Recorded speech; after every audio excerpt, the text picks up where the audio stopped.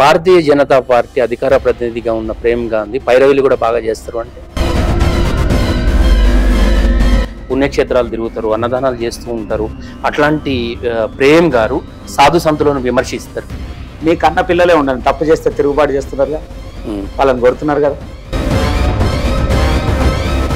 రాష్ట్రంలో ఖచ్చితంగా బీజేపీ రాబోయే రోజుల్లో అధికారంలోకి వస్తుంది, డబల్ ఇంజన్ సర్కార్ వస్తుంది అంటారు. తప్పకుండా 100%.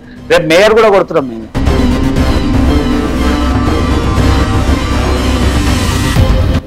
నీకు భోజన వ్యవస్థ లేదా నేను చేస్తాను, కానీ నా దేవుడిని అవమానపరచు, నా దేవుడి వేషంలో నువ్వు అడుక్కుంటావు, అది తప్పు. ట్రైనీ డాక్టర్ హత్యకు సంబంధించి దోషులను శిక్షించాల్సినటువంటి ఆ రాష్ట్ర ముఖ్యమంత్రి ర్యాలీ తీస్తున్నారు దోషులకు శిక్ష పడాలని. ఇది ఒక విడ్డూరం లాగానే ఉంది. దీన్ని ఎట్లా చూడొచ్చు?